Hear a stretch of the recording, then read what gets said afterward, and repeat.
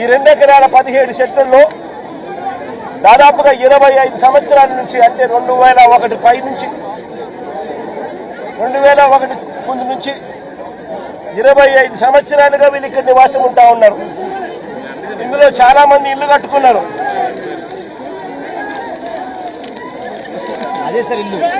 ఇందులో చాలా మంది ఇల్లు కట్టుకున్నారు.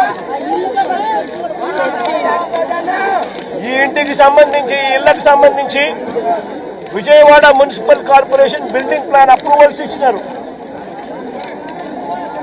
విజయవాడ మున్సిపల్ కార్పొరేషన్ వారు బిల్డింగ్ ప్లాన్స్ అప్రూవల్ ఇచ్చినారు. ఈ ఇళ్లకు కరెంట్ కనెక్షన్ ఇచ్చినారు, డ్రైనేజ్ కనెక్షన్ ఇచ్చినారు. ఈ ఇంటికి అన్ని రకాల అనుమతులతో పాటు ప్లాన్ అప్రూవల్ చేసి విజయవాడ మున్సిపల్ కార్పొరేషన్ వాళ్ళు వీళ్ళు ఇల్లు కట్టుకుంటా ఉంటే ఇళ్లకు కూడా ప్లాన్ అప్రూవల్స్ శాంక్షన్ చేసి స్టాంప్ వేస్తారు. మరోవైపున బ్యాంకులు వాళ్ళ డ్యూ డెలిజెన్స్ పూర్తి చేసి వీళ్ళందరికీ లోన్లు కూడా ఇచ్చారు.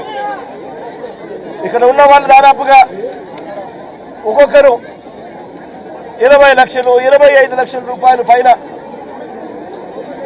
వీళ్ళంతా కూడా లోన్లు కూడా తీసుకుని ఎన్నో సంవత్సరాలుగా వీళ్ళు ఈఎంఐలు కూడా కడతా ఉన్నారు. మరి నేను అడుగుతా ఉన్నా, స్థలం వేరొకరిదే అయితే రిజిస్ట్రేషన్ మీరు ఎలా చేయించారు అని అడుగుతా ఉన్నా. స్థలం వేరొకరిదే అయితే బిల్డింగ్ అప్రూవల్ ప్లాన్స్ ఎలా ఇచ్చారు అని అడుగుతా ఉన్నా. స్థలాలు వేరొకరివే అయితే ఈ ఇళ్లకు కరెంటు, డ్రైనేజు, ఇతర కనెక్షన్స్ అన్ని ఎలా ఇచ్చారు అని అడుగుతా ఉన్నా. వేరొకరిదే ఈ స్థలం అయితే వీటికి ఇక్కడ ఉన్న వాళ్లకు బ్యాంకు లోన్లు ఎలా ఇచ్చారని అడుగుతా ఉన్నా. రిజిస్ట్రేషన్ చేశారు, బిల్డింగ్ ప్లాన్ అప్రూవల్స్ ఇచ్చారు, అన్ని రకాల పర్మిషన్స్ ఇచ్చినారు.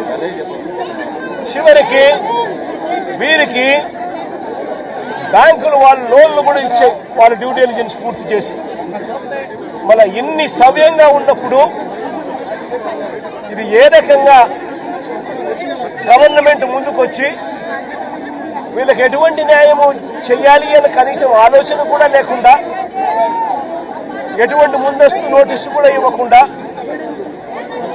వీళ్ళ ఇళ్లలో ఉండగానే 200 మంది పోలీసులు పైచిలకు వచ్చి ప్రైవేట్ వ్యక్తులకు మద్దతు ఇస్తూ మొక్లేన్లు పెట్టి, జేసీబీలు పెట్టి, బుల్డోజర్లు పెట్టి ఏకంగా బిల్డింగులు పక్కన కొట్టడం జరిగింది.